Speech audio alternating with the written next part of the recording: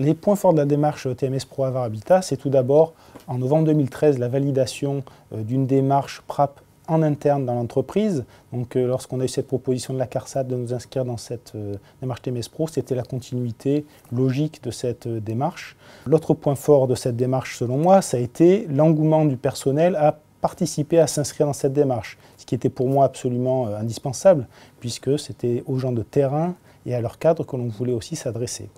Donc on a eu un appel à candidature qui a été fait pour s'inscrire dans cette démarche et on a eu beaucoup plus de réponses de volontaires au niveau du personnel, ce qui nous a permis de sélectionner la meilleure représentativité et notamment les 4 métiers les plus touchés par l'usure professionnelle.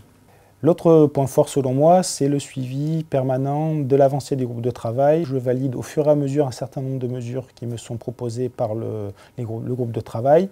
Je rends compte aussi régulièrement lors des réunions du CHSCT de l'avancée de ce groupe et des mesures qui sont prises ou en test.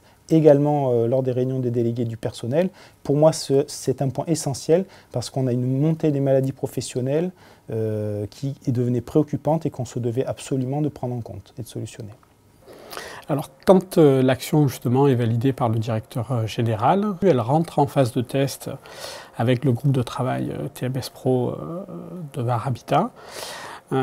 Cette phase de test est vue lors de la réunion avec l'ensemble des acteurs PRAP, permettant là d'avoir le retour d'expérience sur le test et donc de valider cette action pour l'intégrer dans le futur plan d'action.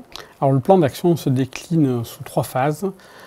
Une première partie qui sont les actions à court terme. On y retrouve dedans toute une modification sur les produits d'entretien et les différents équipements permettant de travailler dans les cages d'escalier.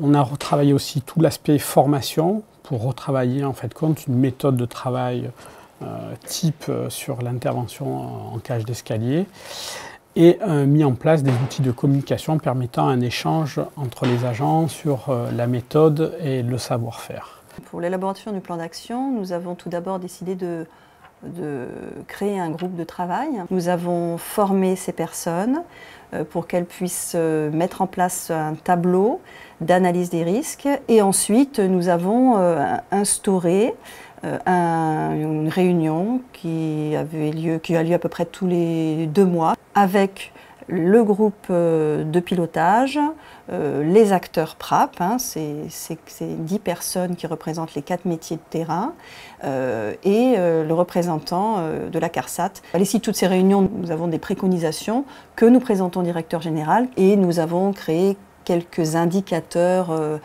très concrets et proactifs, tels que le taux de participation du personnel, le nombre d'actions qui ont été mises en place ou non, pour le court terme, puisque nous avons aussi des actions à moyen et long terme. À moyen terme, on y retrouve un plan d'action sur la partie modification des cloisons, où on y intègre des faïences, qui sont des supports beaucoup plus faciles à nettoyer, et on fait un énorme rajout sur une quantité de points d'eau par groupe pour pouvoir justement minimiser les déplacements et le transport de charge.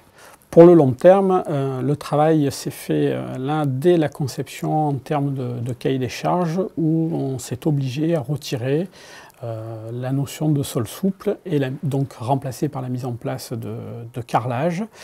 On a travaillé sur la réduction des surfaces vitrées et enfin on est en train de reprendre la notion de garde-corps, c'est-à-dire qu'on travaille les formes au lieu d'avoir des lisses dites plates. On travaille maintenant sur la conception de lisses dites rondes permettant un nettoyage beaucoup plus simple. Voilà un peu les différentes actions qui sont mises en œuvre aujourd'hui par le groupe PRAP.